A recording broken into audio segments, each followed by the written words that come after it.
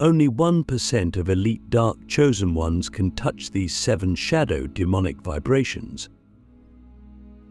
You're about to enter a realm that only a few ever truly reach, fewer still survive it intact. This is not for the light seekers who want comfort, nor for the spiritual tourists who want to chant a mantra and call it transformation. No, this is for the ones who are willing to go so deep into the void that they stop trying to escape it. The ones who realize that the true path to power doesn't lie in escaping darkness, it lies in mastering it. And that's why this is called what it is. Only 1% of elite dark chosen ones can touch these 7 shadow demonic vibrations. Because these are not just energies. They are frequencies so ancient, so primal, so raw, that most people's spiritual nervous systems would collapse just trying to feel them. But if you can face them, if you can integrate them without becoming possessed by them, then you don't just survive the dark. You command it. Let me make this clear, these demonic vibrations are not inherently evil. They are neutral. They are power, stripped of morality, stripped of human conditioning. They are forces of nature, wild, chaotic, untamed. And the reason only 1% can touch them is because the other 99% are still trying to be good, still trying to be acceptable, still trying to be holy in a way that's been sterilized by fear.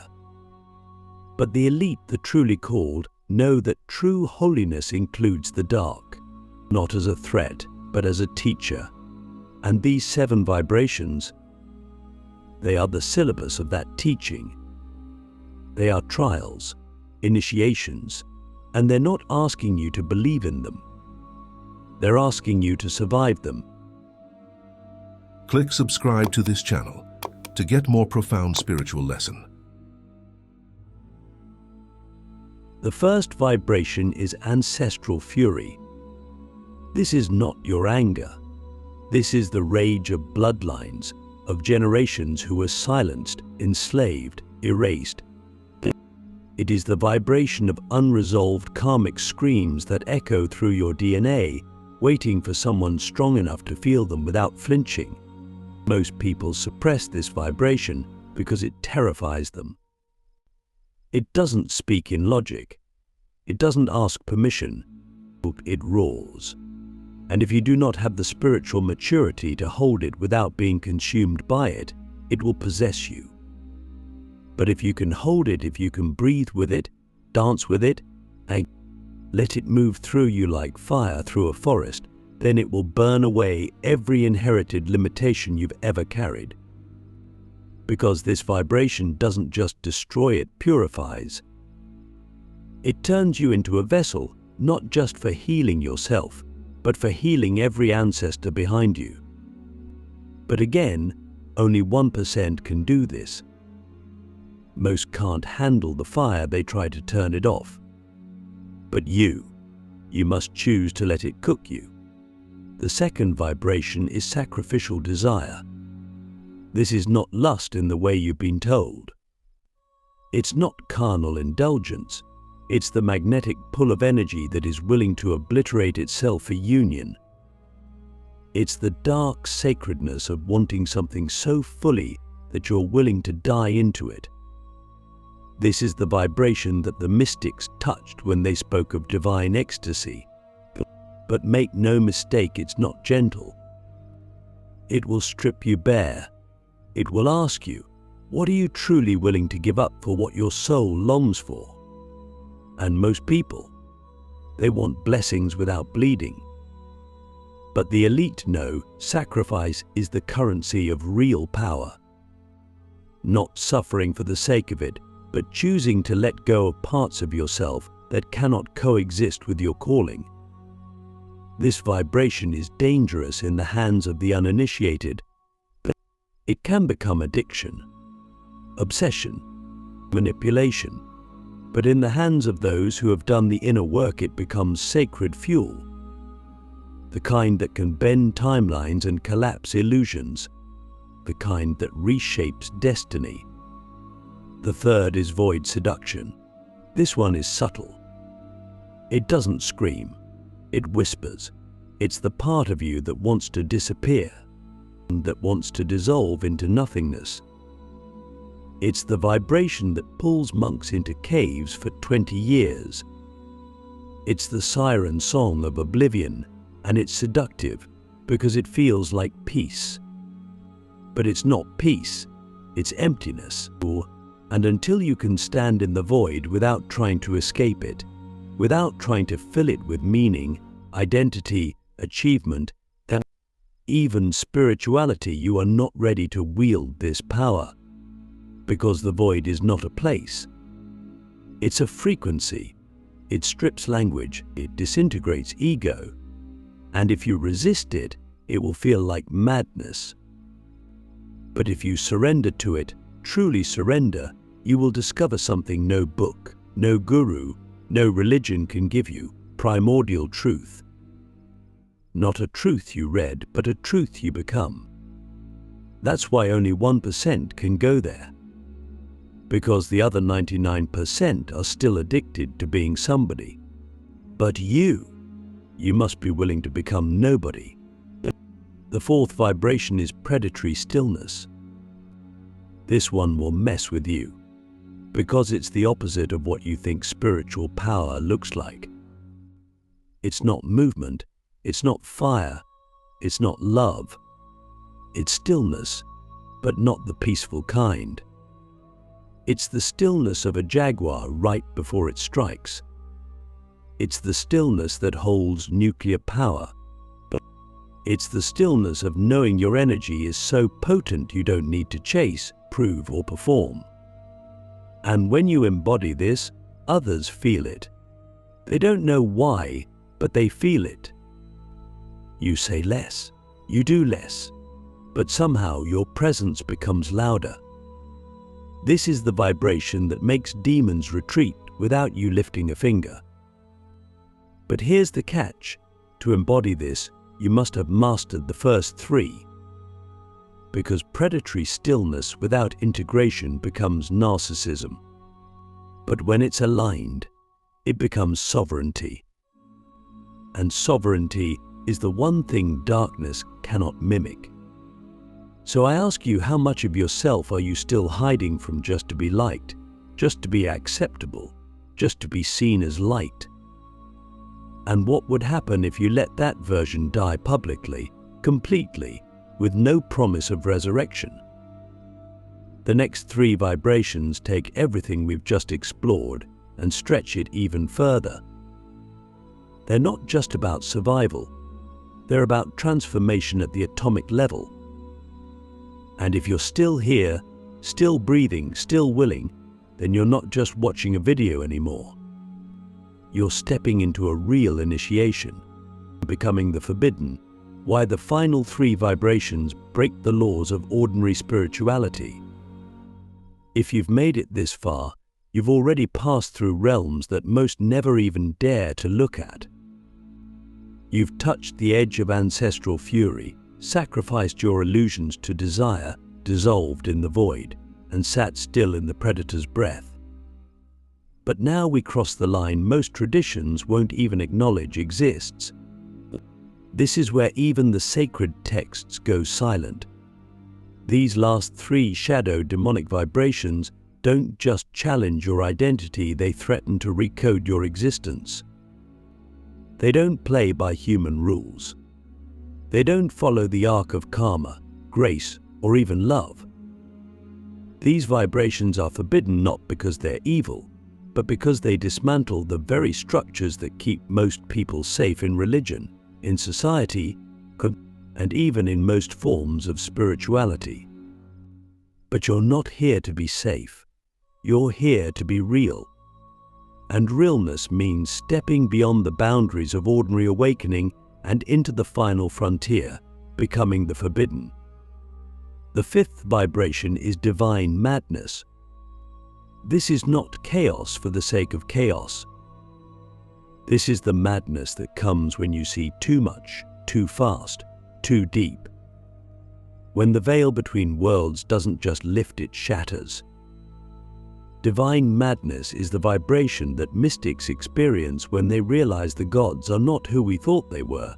That language is a lie, that time is an illusion, and that the self is just a temporary echo of something far more eternal. It's the vibration that hits you when logic collapses and the only thing left is direct knowing. But this kind of knowing cannot be integrated by the rational mind. It will short-circuit you if you're not grounded. This is why so many spiritual geniuses have walked the line between enlightenment and insanity, because divine madness will break you. It will strip you of all your spiritual pride, your philosophical conclusions, your carefully curated beliefs. And it will offer you nothing in return, just a mirror, infinite, empty, and yet full of potential. Most reject it. They want their awakening to make sense. But the elite, we learn to dance with it, to let madness become music, to let paradox become power. Because when you can laugh in the face of the void while still holding love in your heart, you become something that no system can enslave. The sixth vibration is forbidden creation. This is where we really break the rules. Because this power is the ability to create reality from outside the permission of the collective mind. This is not manifestation. This is not ask, believe, receive. This is command from a place so deep within the quantum field that you don't ask reality to shift, you bend it. But here's the cost. To access this, you must be willing to be misunderstood, ridiculed, exiled.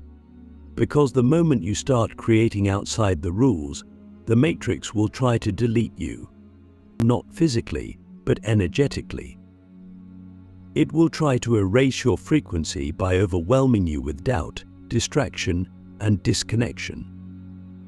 Why? Because this vibration doesn't just change your life, it threatens the structure of reality as the collective has agreed upon it. But if you can hold your vision in the face of silence, if you can create without needing permission, without needing proof, without needing applause, you become dangerous. Because now your will is aligned with Source, and Source doesn't negotiate. It moves through you, as you. And finally, the seventh vibration, the rarest, the most feared, the one that even the ancient initiates whispered about in closed temples. It is called sacred sovereign darkness. This is not the absence of light. This is the womb before light, the infinite feminine void that gives birth to stars not by force, but by presence. This is the vibration of the black flame, the inner light that does not burn with fire, but with knowing. The kind of knowing that doesn't need to explain itself. This darkness is not evil, it is origin. It is the silence before the word. And to embody this vibration is to walk through the world as a living paradox. You appear calm, but you hold storms behind your eyes. You look human, but your frequency disrupts timelines. You speak gently, but every word rearranges the energy field of those who hear you. Why? Because sacred sovereign darkness is the vibration of the unshakable self. The self that is no longer performing, no longer pleasing, no longer proving, just being in total, embodied, unapologetic divinity. But here's the warning, this power will cost you everything that is not real. You will lose friends. You will lose versions of yourself. You will lose your place in the systems that once made you feel safe. Because this vibration doesn't integrate with the old world, it rewrites it. And in doing so, it isolates you, but it also frees you. And that freedom? That's what makes you one of the 1%. Not because you're better, but because you were willing to walk where others refused, into the forbidden, into the terrifying, into the true. So I ask you now, with no hype, no drama, just absolute clarity, are you willing to be erased by the old world in order to be born into the one your soul came here to create? Because if not, stop here. This path is not for the curious. It's for the called. But if you're still here, still listening, still burning with that quiet fire in your chest, then the next phase isn't about discovery anymore. It's about embodiment. You've touched the vibrations. Now it's time to become them. Living as the 1%, how to embody the forbidden frequencies without losing your humanity. To walk as one who has touched the forbidden, who has integrated the 7 shadow demonic vibrations, is not a badge you wear, it's a burden you carry with grace. Because make no mistake, this path is not about power for the sake of power. It's about responsibility. When you hold frequencies that most people cannot even perceive without trembling, you don't get to hide behind the mask of spiritual performance anymore. You become the embodiment of a deeper truth. A truth that doesn't always fit into the light and love narrative. A truth that doesn't always offer comfort. A truth that burns away illusions like the sun at high noon. And the challenge now is this: how do you remain human with a heart, with love, with empathy, while holding a frequency that can collapse timelines and rewrite realities? This is the paradox of the 1%. We walk between worlds. We carry frequencies that can melt ego structures, but we still cry when we lose someone we love. We can see through people's masks instantly, but we still choose to listen with compassion. We can hold the silence of the void and still laugh at a stupid joke. That's the secret most don't understand. True mastery of these vibrations does not make you less human. It makes you more embodied, more present, more alive, because you're no longer wasting energy pretending. You're no longer performing for approval. You're no longer filtering your truth to keep others comfortable. You've become integrated. And that integration means you can hold both love and rage, both stillness and fire, both divinity and desire, without being torn apart. But the temptations are real. When you hold this kind of power, 3 shadows will try to reclaim you. The first is isolation. You'll feel the gap between you and the world widen. Not because you're better, but because you see more. You'll notice manipulation in casual conversations, energetic chords in hugs, unconscious agreements in every social script. And you'll be tempted to retreat, to disappear, to say, "No one gets me anymore." But that's a trap, because your power wasn't given to you so you could escape the world. It was given so you could serve it without being enslaved by it. So you must find a way to stay connected not to their illusions, but to their essence. Speak to the soul beneath the mask. Love the being beneath the programming. That's how you stay human. The second temptation is control. Once you realize you can influence energy, bend perception, shift outcomes, you'll be tempted to use it to get what your ego still wants: validation, dominance, safety. But that path leads to corruption, because the moment you use these frequencies to manipulate rather than liberate, you lose the very essence that made you chosen. So you must train yourself to ask better questions. Not how can I get what I want, but what does my soul want to create? Not how can I make them see my value, but how can I reflect their forgotten light back to them? That's how you become a force of evolution, not a mirror of spiritual tyranny. The third temptation is transcendence. You'll feel so expanded, so beyond the ordinary, that you'll want to leave your body behind. You'll want to live in the upper chakras, in visions, in downloads, in cosmic truths. But remember, you came here to be human, not to escape it. Your body is not a prison, it's the altar. And every sacred vibration you've integrated must be anchored through flesh, through breath, through tears, through touch. That's the final test. Can you be cosmic and carnal? Can you hold the void and still kiss the earth? Can you speak galactic codes and still make your lover feel safe in your arms? Because that's what living as the 1% really means. It means you've proven yourself not just in the unseen, but in the seen. Not just in meditation, but in conflict. Not just in ritual, but in relationship. You're not here to float above the world. You're here to recode it, one embodied moment at a time, through how you speak, how you walk, how you say no, how you forgive, how you stand firm in your truth without needing to crush anyone else's. And so I ask you now, not as a guru, not as a teacher, but as a mirror. Are you willing to be misunderstood by the world if it means being fully aligned with your soul? Because that is the cost of embodiment, and also the reward.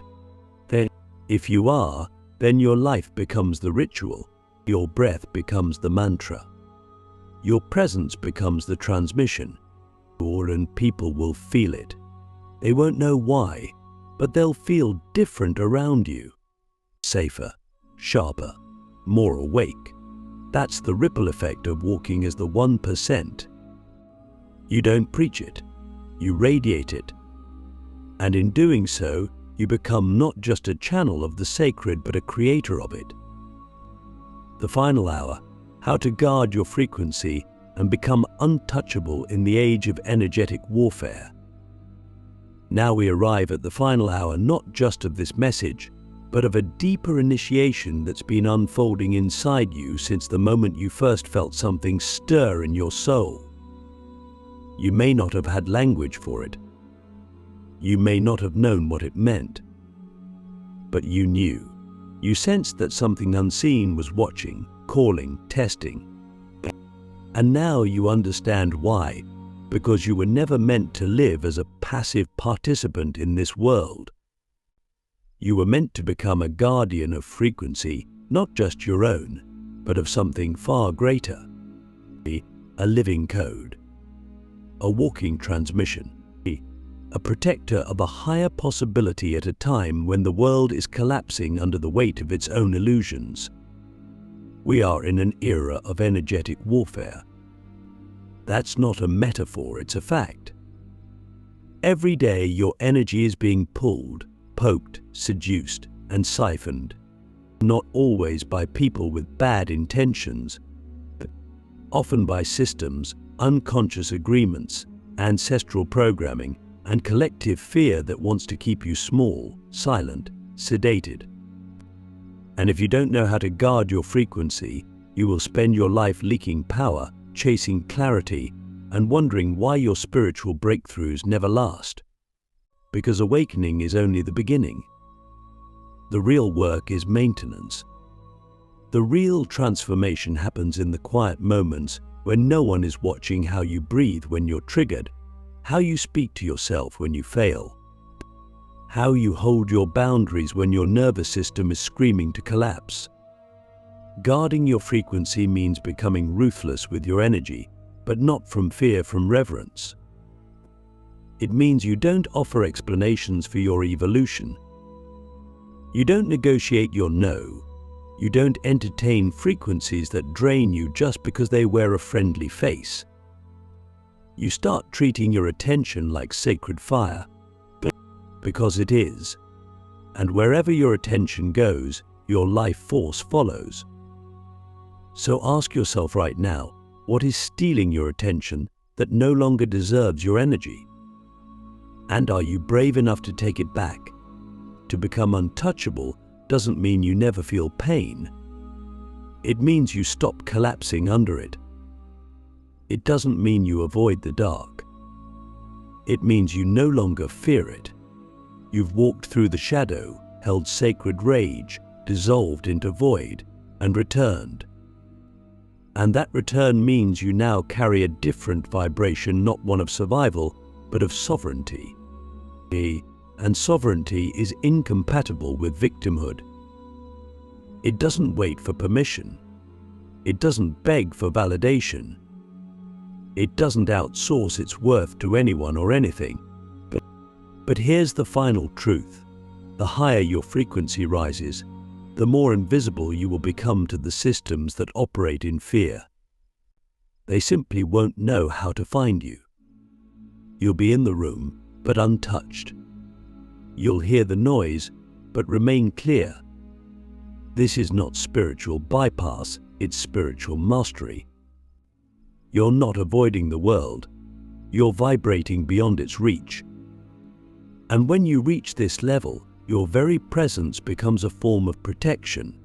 Your aura becomes a firewall. Your body becomes a conduit. And your silence becomes a weapon. You don't need to defend your energy anymore, your energy defends itself. But to stay here, to live here, you must make your inner world your highest priority. Not sometimes, constantly. You must nourish yourself with the kind of discipline that looks like devotion. You must fast from energies that cloud your clarity, no matter how addictive they feel. You must choose peace over performance, truth over popularity, evolution over comfort, every single day, because this is not a single choice. It's a lifestyle. And that lifestyle is what makes you untouchable, not because you're above the world, but because you are aligned with something deeper than it. So I ask you one last time, what would your life look like if you treated your frequency as the most valuable currency in existence? Because it is. And the moment you live that truth, not speak it, not post it, but live it, you'll become something the world can no longer define. You'll become a mirror for those ready to awaken, a trigger for those still asleep, a mystery to those who only see with their eyes. And most of all, you'll become free. Not because the world changed, but because you did. Forever. You've crossed the threshold. You've remembered what you are. Now live like it.